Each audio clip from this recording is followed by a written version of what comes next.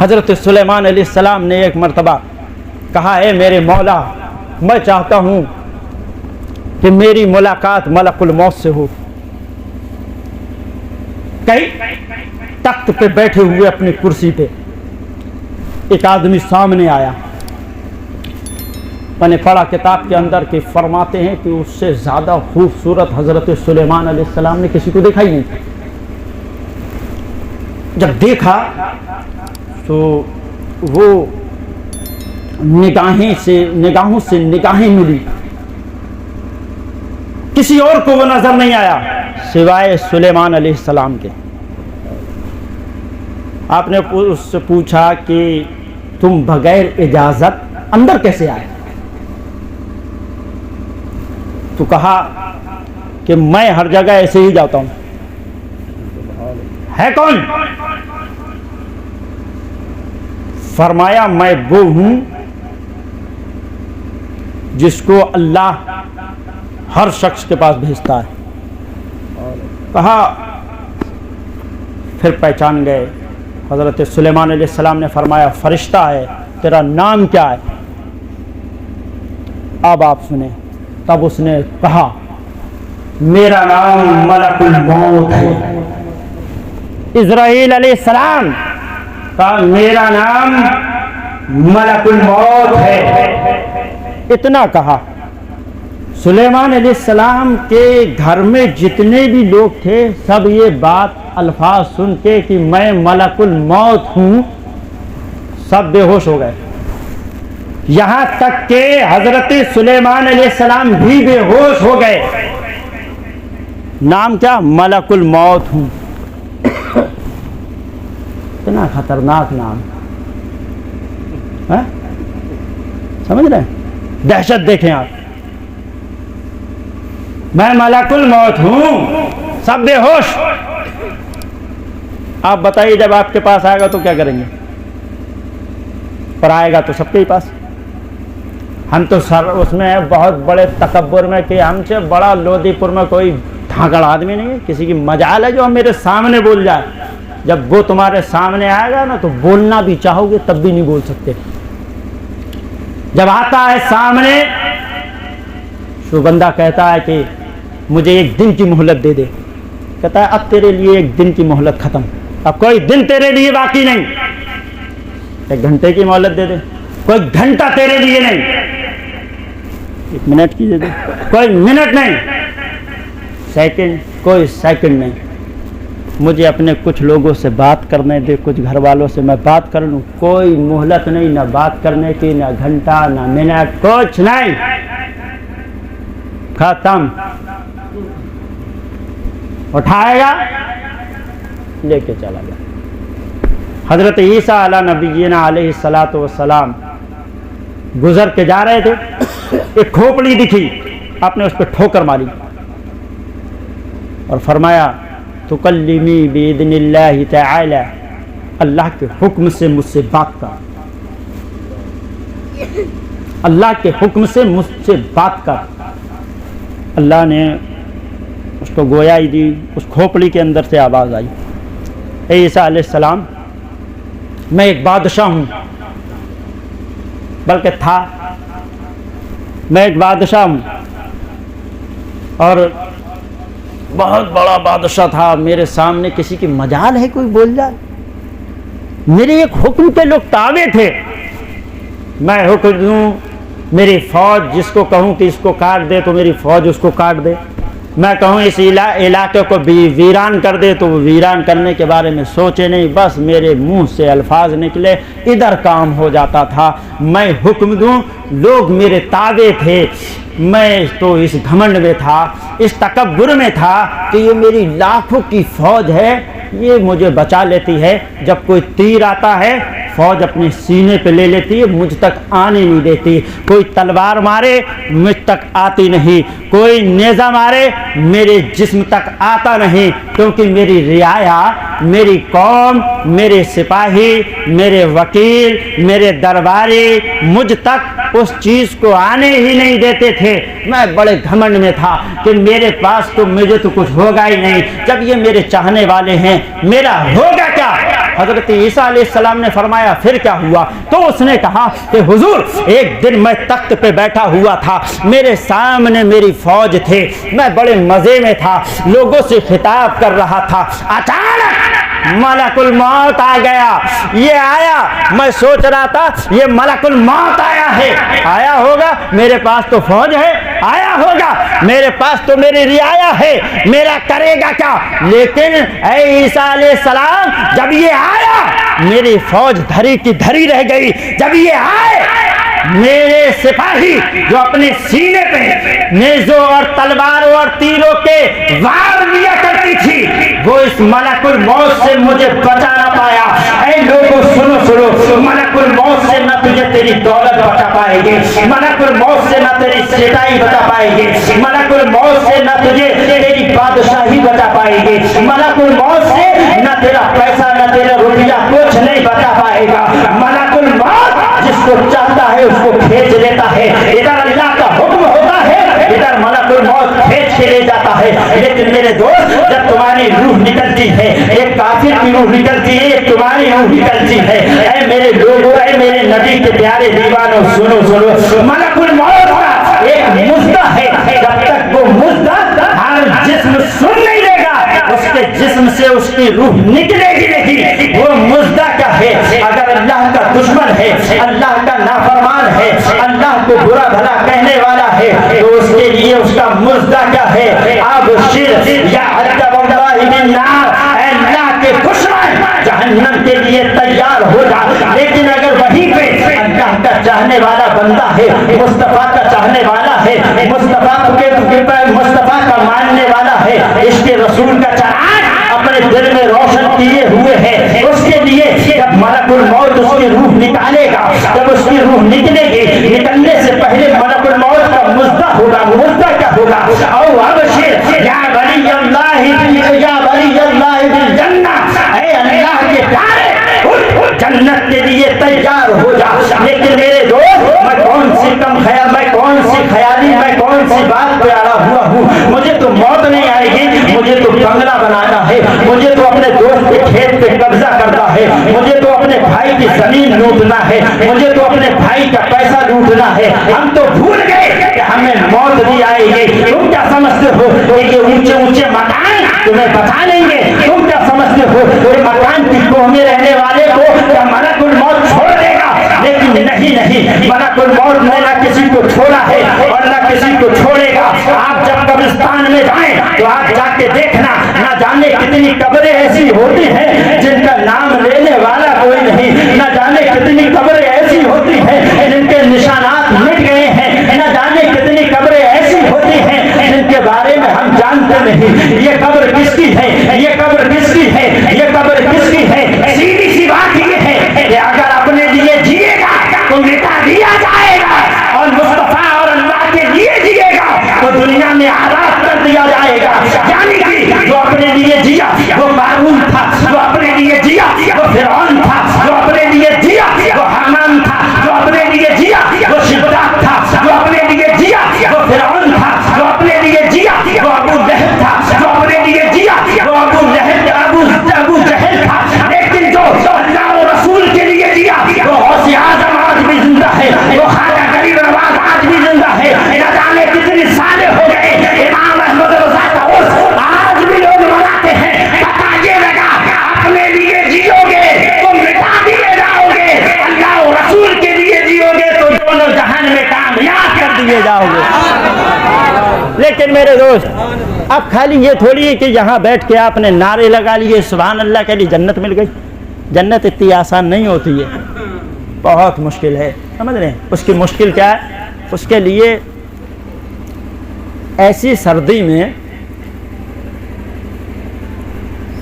اٹھ کر فجر میں وضو بنایا جاتا ہے، پھر نماز بھی پڑھی جاتی ہے، نرم بستر کو چھوڑا جاتا ہے، لحاظ جو گرم ہوتا ہے اس کو چھوڑ کے اپنے گھر سے نکل کے مسجد میں جایا جاتا ہے نا؟ وہ آسانی ہے۔ کہاں جا رہے ہیں ہم؟ کتنی پڑھتے ہیں نماز؟ میں پورے دعوے سے بھی کہہ دوں اور میں منبر رسول سے کہہ رہا ہوں میں تقریر کرنا چھوڑ دوں گا آج کے بعد. اگر آپ میں سے کوئی اتنے مجمع میں بیٹھے ہوئے ہیں جو ڈھنگ سے اگر میں ان سے سنوں نا, ڈھنگ سے اس میں کسی کو فاتحہ یاد نہیں ہوگی صحیح سے. حقیقت بات ہے. ہزاروں کے مجمع میں اگر ایک خطیب یہاں بیٹھ کے کہے کہ بتاؤ ابھی میں تم سے پوچھتا ہوں کہ نماز کیسے پڑھی جاتی ہے, ابھی میں تم سے پوچھتا ہوں وضو بنانے کا طریقہ کیا ہے. بہت سالیں ہو گئی تقریر سنتے سنتے کرتے کرتے, لوگوں کو سننے والے بھی چلے گئے, کرنے والے بھی اس دنیا سے چلے گئے. ہمیں بھی جانا ہے. چالاک آدمی وہ ہے جو اپنی قبر کی تیاری آج کرے. ان بچوں کے چکر میں مت رہو جو بیٹا جس کے لیے میں نے اپنے صبح کو اٹھا شام تک کام کیا گدھے کی طرح, اس کے بعد میں گھر آیا آ کے سو گیا. مجھے اپنے بچے کو مکان بنانا ہے, اپنے بچے کو بلورو دینا ہے, اپنے بچوں کو یہ دینا ہے وہ دینا. اور جب تم مرتے ہو نا تو جب امام صاحب کہیں گے ہاں بھائی نماز پڑھا دے, تو وہ ادھر کھڑا ہوا بڑی دور سے کہتا ہے ہاں اجازت ہے پڑھا دو. وہ کون ہوتا ہے؟ جس باپ کا جنازہ ہوتا ہے اس کا بیٹا کھڑا ہوتا ہے وہاں. ابھی میرا سوال یہ ہے کہ یہ بتائیے, ہم نے جنازے دیکھے ہیں, آپ نے بھی دیکھے ہوں گے, اگر جنازے میں 100 آدمی ہوتے ہیں, نماز جنازہ کتنی پڑھتے ہیں؟ اس میں سے کم 30-40 افراد وہ ادھر کھڑے ہوئے ہیں. کیا وہ ناپاک ہیں؟ کیا ان کا وضو نہیں ہے؟ کیا وہ نماز پڑھ نہیں سکتے؟ ہر جگہ کا یہ اصول ہے, ہر جگہ کا یہ قانون ہے, ہر جگہ کا یہ ضابطہ ہے. کچھ نہ کچھ لوگ وہاں کھڑے رہتے ہیں. ابھی سوال یہ ہے کہ اگر وہ ناپاک ہیں تو ان کے لیے تو یہ آیا ہے کہ زمین کہتی ہے میرے مولا مجھے حکم دے, میں پھٹ جاؤں اور اس آدمی کو اپنے اندر لے لوں. غوث اعظم کی بھی مجلس ہے تو سنیں. غوث اعظم کے رہنے کو جیسا تھا ویسا ہی.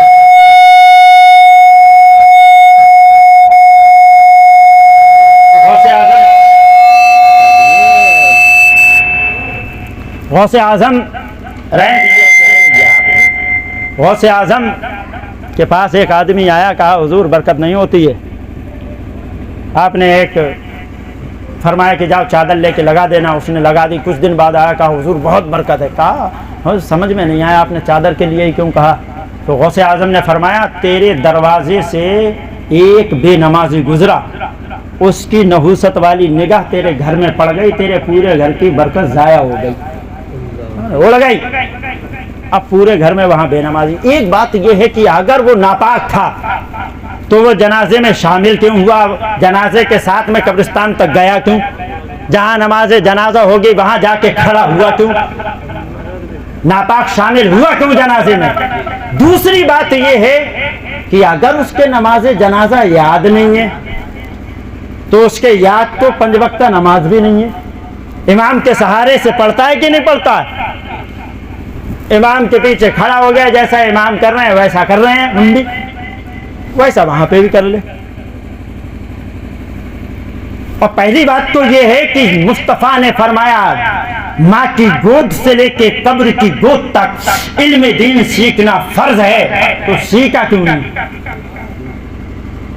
میرا سوال پھر وہی ہے کہ جس بچے کے لیے میں نے اپنی زندگی برباد کی, جس بچے کو مکان دینے کے لیے میں نے نماز نہ پڑھی, جس بچے کو دکان دینے کے لیے میں نے اللہ کے ذکر سے غافل رہا, جس بچے کو آئی فون دینے کے لیے میں اپنی زندگی کو برباد کر دیا, وہ بچہ میری نماز جنازہ پڑھنے کے لیے تیار نہیں. تو اے عقل مندو, ہر نصیحت میں عقل مندوں کے لیے ایک عبرت ہوتی ہے, نصیحت ہوتی ہے. وہ کیا کہ جو بچہ میری نماز جنازہ نہیں پڑھ سکتا اس کے لیے اپنی آخرت کو برباد مت کیجئے.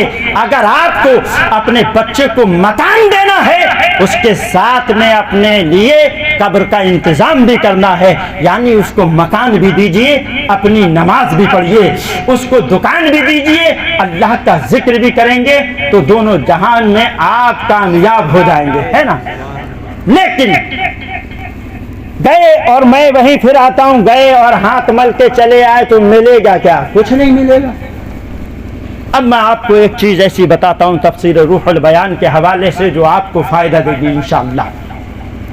علامہ اسماعیل حقی رحمۃ اللہ تعالی علیہ فرماتے ہیں اب اگر اتنا تم نہیں کر پائے تو پھر تم جاؤ نہیں۔ علامہ اسماعیل حقی رحمۃ اللہ تعالی علیہ فرماتے ہیں، تفسیر روح البیان میں لکھتے ہیں کہ ایک عورت کا ایک جوان بیٹا فوت ہوا، یعنی کہ اس کا انتقال ہوا۔ ماں نے کچھ عرصے کے بعد اس کو خواب میں دیکھا، پوچھا میں فعل اللہ بک، اے میرے بیٹے اللہ نے تیرے ساتھ کیا معاملہ فرمایا؟ اس نے کہا اللہ نے مجھے بخش دیا، میری بخشش ہو گئی۔ ماں نے پوچھا بڑے تعجب سے، میرے بیٹے کون سا عمل تجھے تیری بخشش کا سامان بنا؟ تو کوئی ذکر کیا ہی نہ کرتا تھا، کون سی چیز تیری بخشش کا سامان بن گیا؟ تو اس بیٹے نے کہا مر رجل علی المقبرہ، ایک آدمی ہمارے قبرستان کے قریب سے گزرا، فصلی علی النبی صلی اللہ تعالی علیہ وسلم، وہ ایک مرتبہ نبی معظم صلی اللہ تعالی علیہ وسلم پر درود پاک پڑھا، وحدہ سبابہ للاموات، اور اس درود پاک کا سباب ہم مردوں کے حوالے کر گیا۔ اللہ نے اس درود کی برکت سے ہم تمام کی بخشش و مغفرت فرما دی۔ اب میں آپ سے پوچھوں درود شریف، درود پاک یاد ہے؟ اللہم صلی علی سیدنا و مولانا محمد طب القلوب و دوائها و عافیت الابدان و شفائها من نور الابصار و ضیائها و آلہ و صحابہ دائما ابدا، صلاة و سلام علیک یا رسول اللہ صلی اللہ علیہ وسلم۔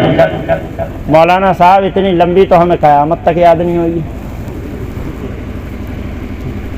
اس قوم کے بچے جن کی عمر 10 سال ہوتی ہے نا، وہ 10 20 گانے یاد کر لیتے ہیں اور پڑھتے پھر رہے ہیں، نہ مسجد کے دروازے کا انہیں ادب ہے نہ کچھ، گاتے پھر رہے ہیں۔ کام کا ہمیں سب پتا، کتنا ذہن لگانا ہے سب، لیکن درود پاک یاد نہیں۔ چلو شارٹ کا زمانہ ہے، تھوڑا ہلکا کر دیتے ہیں۔ کلمہ شریف تو یاد ہوگا، پڑھ کے سنائیں ایک بار، اشہد ان لا الہ الا اللہ واشہد ان محمد رسول اللہ۔ اب علماء فرماتے ہیں کہ یہ کلمہ شریف اشہد ان لا الہ الا اللہ واشہد ان محمد رسول اللہ، اس کے ساتھ صلی اللہ تعالی علیہ وسلم، یعنی اس انداز میں پڑھا جائے اشہد ان لا الہ الا اللہ واشہد ان محمد رسول اللہ صلی اللہ تعالی علیہ وسلم، یہ اپنی جگہ کلمہ بھی ہے اور اپنی جگہ درود مصطفیٰ بھی ہے۔ تو کل سے جائیو قبر پہ اپنے ابا کی، اماں کی، بہن کی، سب کی، اور جا کے کہنا صلی اللہ علیہ وسلم صلی اللہ علیہ وسلم صلی اللہ علیہ وسلم، اور تھوڑا اپنے لیے رو بھی لینا، کہنا مولا زندگی تو پوری کٹ گئی، کبھی توفیق ہی نہیں ہوئی کہ ہم قرآن کی کوئی آیت ہی یاد کر لیتے، لیکن مولا ایک مولانا آیا تھا، حافظ شرف الدین صاحب نے بریلی سے بلایا تھا، حضور تاج الشریعہ کا مرید تھا، وہ پیغام دے کے یہ چلا گیا تفسیر روح البیان کے حوالے سے کہ درود پاک پڑھنا تمہارے مردوں کو اللہ تعالیٰ بخش دے گا۔ ہمیں یاد کچھ نہیں ہے میرے مولا، ہم کچھ پڑھنا نہیں جانتے، ہمیں کچھ پتہ نہیں، قرآن کی الحمدو کے الف سے لے کے والناس کی سین تک ہم کچھ نہیں جانتے میرے مولا، فقط اتنا جانتے ہیں تیرے نبی پہ درود پڑھنا۔ مولا ہم نے درود پڑھا ہے، اس کے صدقے میں ہمارے والد کی بخشش و مغفرت فرما۔ میرا ایمان کہتا ہے اگر ایسا کرو گے اللہ رب العزت تمہارے مردوں کی بخشش فرما دے گا،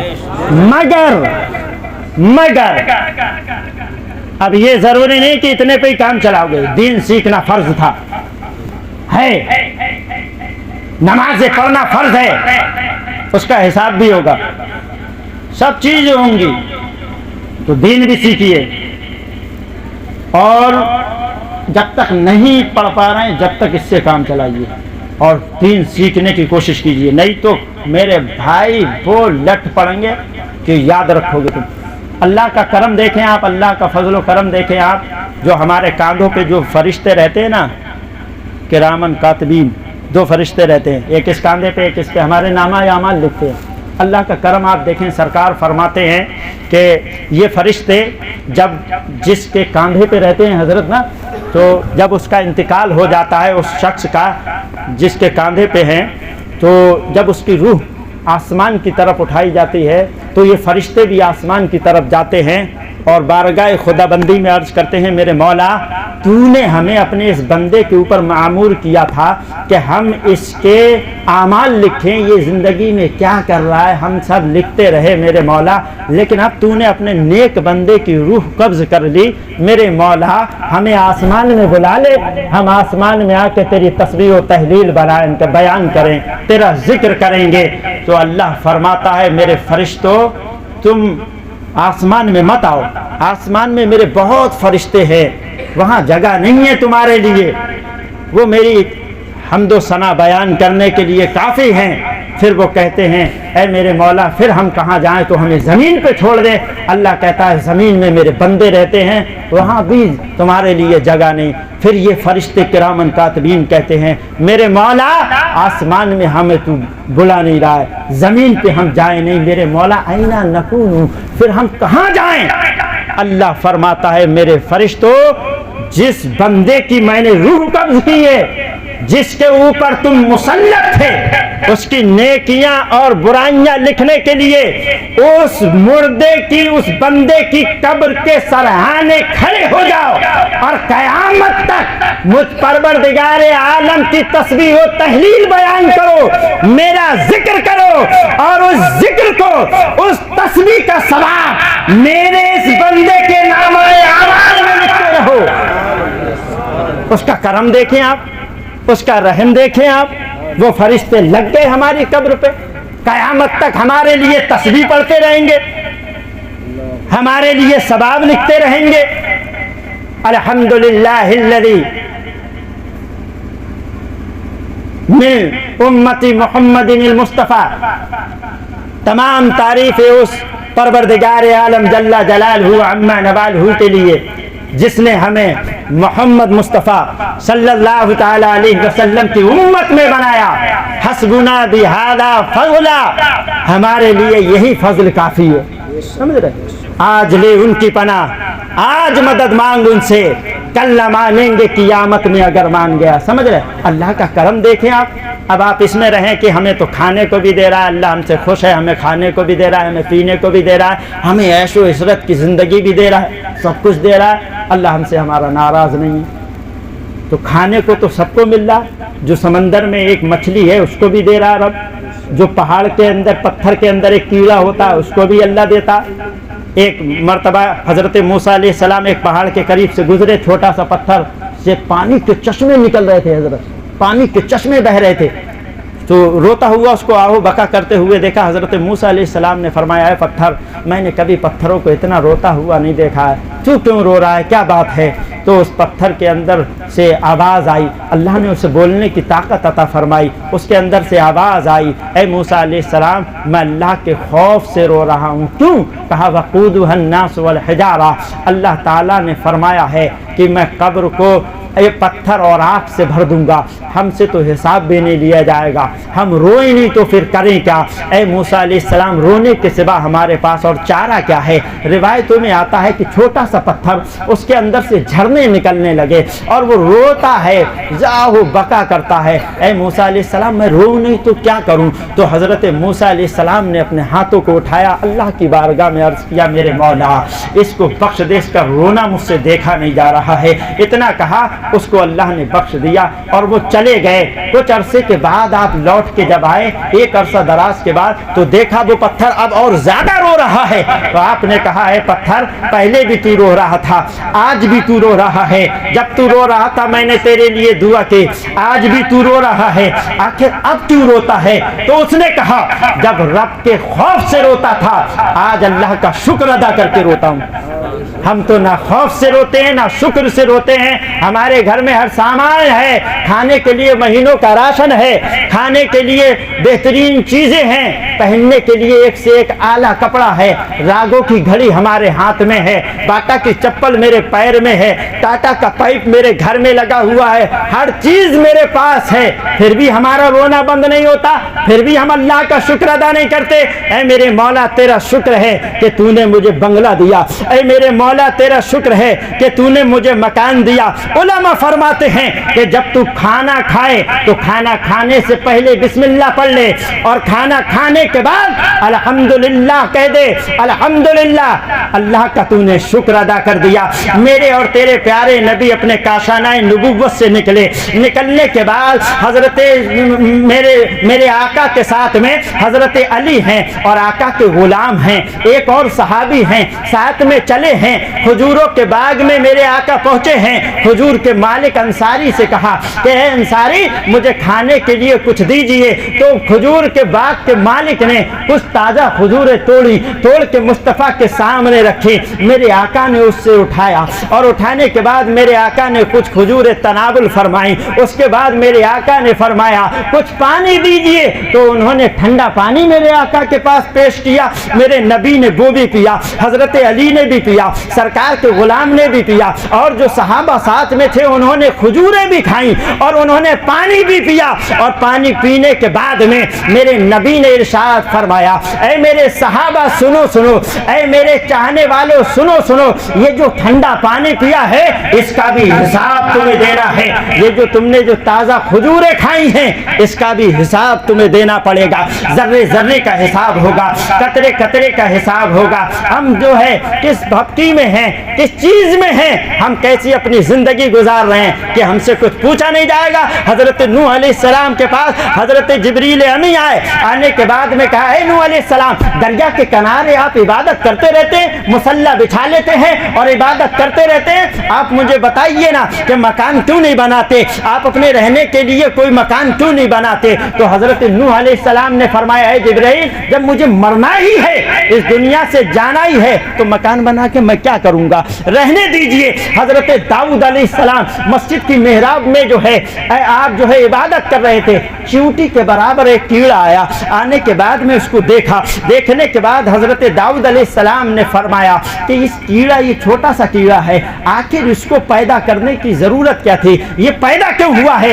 इसका पैदा करने का मतलब और मकसद क्या है। अल्लाह ने उस कीड़े को गोयाई अता फरमाई। उस कीड़े के अंदर से आवाज़ आई, वो कीड़ा बोला, ऐ दाऊद अलैहिस्सलाम, मुझे इसलिए पैदा किया गया कि मैं अल्लाह की इबादत करता हूँ, मौत से डरता हूँ और मौत की सख्ती से मैं अल्लाह से पनाह मांगता हूँ। ये कीड़े की बात है कि वो मौत से डरता है, मौत से पनाह मांगता है, मौत की सख्ती से पनाह मांगता है। हम इंसान हैं, हमें सख्ती की क्या पनाह है, हमें सख्ती कहाँ मांग रहे हैं, हम नमाजें कहाँ पढ़ रहे हैं। हम तो हमारे घर की औरतें नमाजें कहाँ पढ़ती हैं, हम भी नमाज नहीं पढ़े, हमारी औरतें भी नमाज नहीं पढ़े। घर का कानून तो ये होना चाहिए, मेरे घर का ज़ाब्ता तो ये होना चाहिए कि मैं अपने घर की औरतों से कहूँ, औरतों तुम भी नमाजें पढ़ो, बच्चों तुम भी नमाजें पढ़ो। जब सब नमाजें पढ़ेंगे तो सबका काम बनता हुआ नजर आएगा, है ना। अब देखें आप, मेरे नबी ने फरमाया 3 चीजें ऐसी हैं। अब मैं बात को खत्म करता हूँ, इन 3 चीजों को सुनिए, बात को समेट देता हूँ। मेरे नबी ने फरमाया 3 चीजें ऐसी हैं, मरने के बाद भी अल्लाह उसका सिला आपको कब्र में अता फरमाएगा।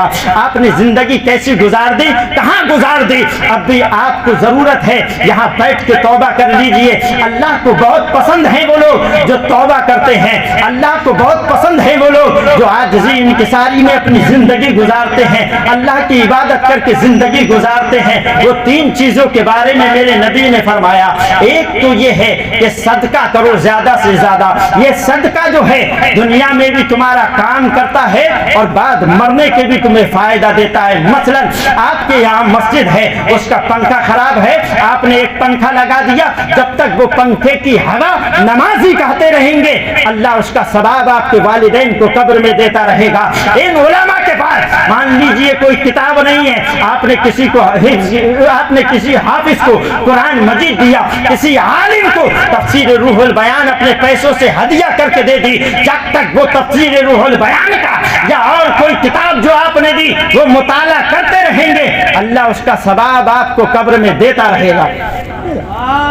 मदरसों में जो आपने ईंटें लगाई, जब तक वो ईंटें लगी रहेंगी, अल्लाह ताला आपको उसका सवाब कयामत तक देता रहेगा।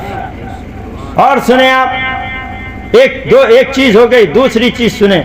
सरकार फरमाते हैं कि नेक औलाद, صالح اولاد.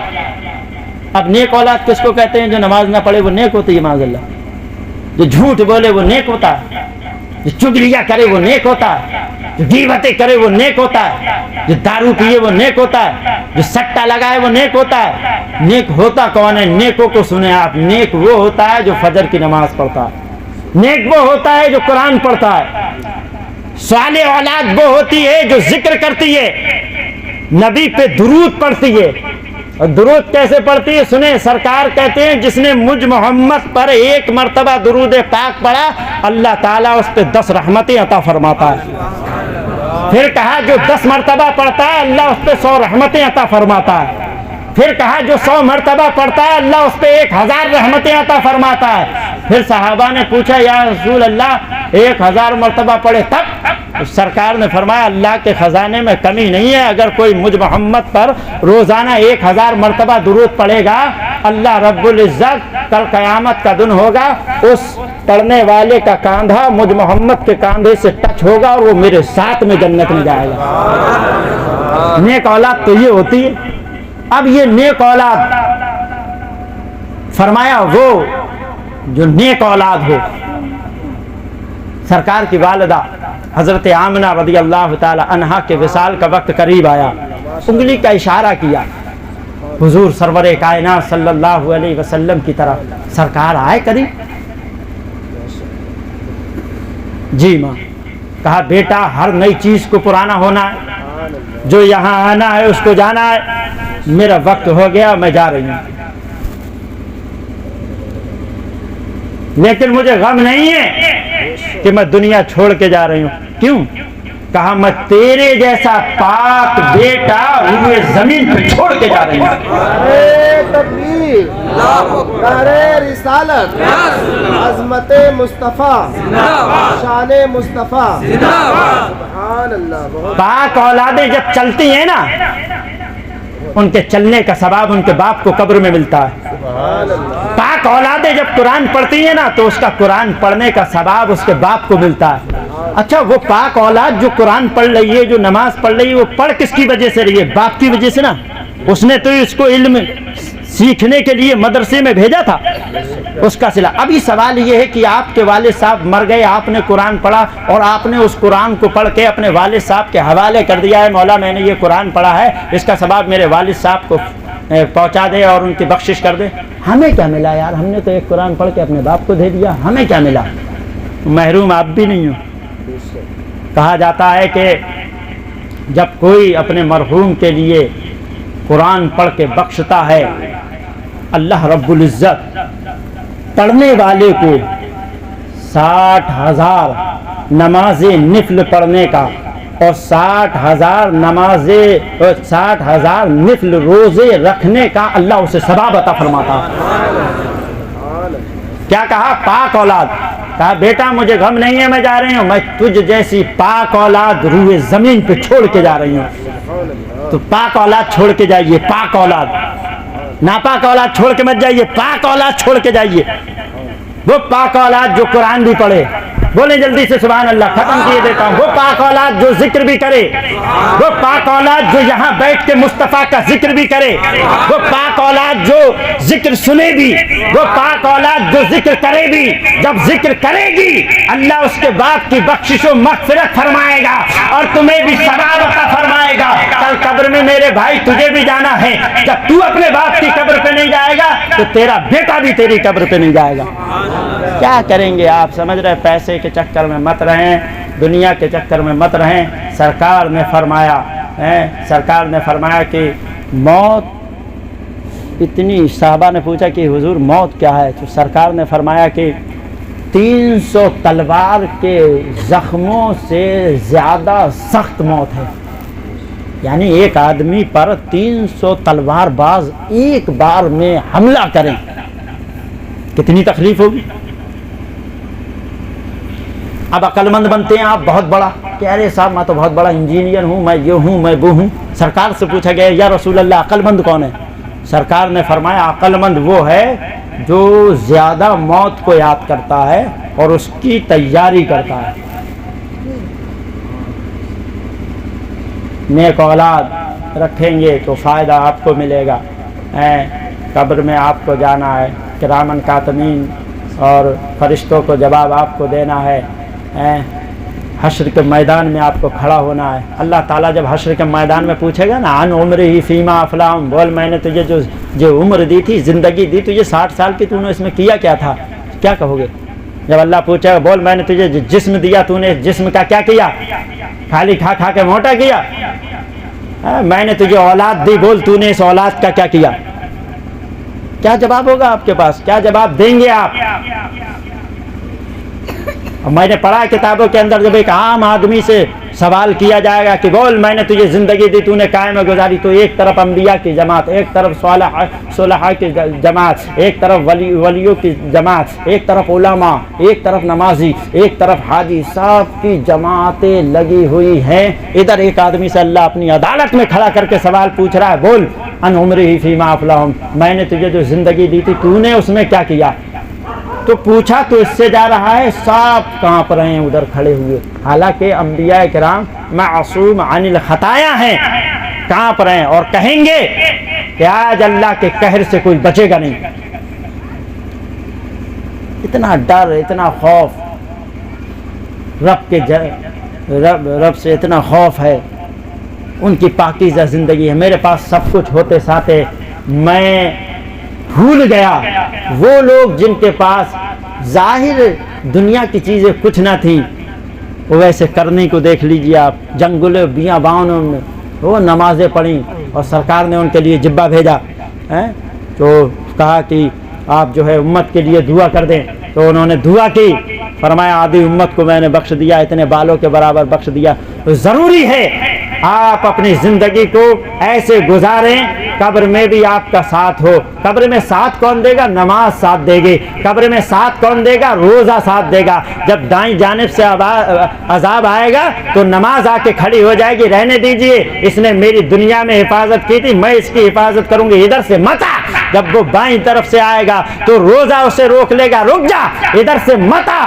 کیوں؟ کہے گا کہ اس نے میری حفاظت کی تھی, میں آج اس کی حفاظت کروں گی. جب سرحانے کی طرف سے عذاب آئے گا تو قرآن کی تلاوت کہے گی رک جا, میں اس کے پاس تجھے جانے نہیں دوں گی. جب پائتی کی جانب سے عذاب آئے گا تو وہ کہے گا صدقہ و خیرات کہے گا رک جا, میں تجھے جانے نہیں دوں گی. تو حفاظت کرے گی یہ, اور حفاظت کرے گی نماز, حفاظت کرے گا روزہ, تو روزہ رکھو گے حفاظت ہوگی, نماز پڑھو گے قبر میں حفاظت ہوگی. یہ مکان ہے, ابھی اس کے اندر اجالا ہے, ہم سب یہاں بیٹھے ہوئے ہیں.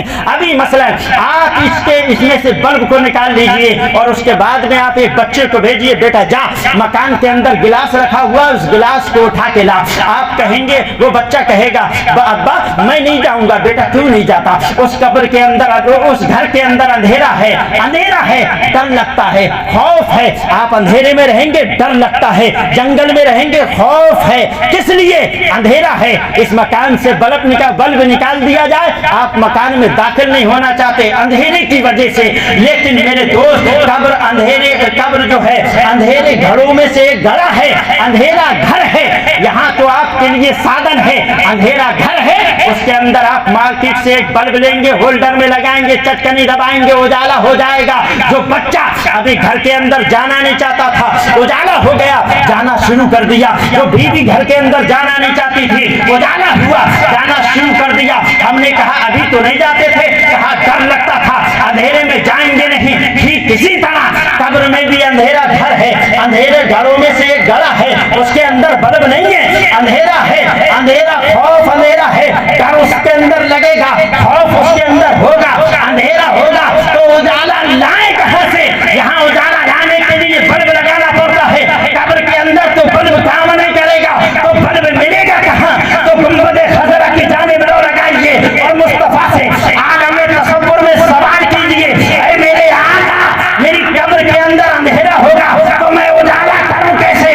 گنبد خضرا کی جانب سے آواز آئے گی, اے میرے امتی نہ گھبرا, قبر کے اندر اندھیرا ہوگا تو دنیا کے اندر زیادہ سے زیادہ نمازیں پڑھنا شروع کر دے.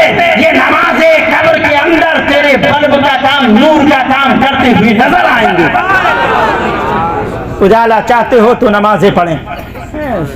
اب میرے ساتھ مل کے کلمہ شریف پڑھیں، اشہدو ان لا الہ الا اللہ و اشہدو ان محمد رسول اللہ، وآخر دعوانا الحمد للہ رب العالمین۔ السلام علیکم ورحمۃ اللہ تعالی وبرکاتہ۔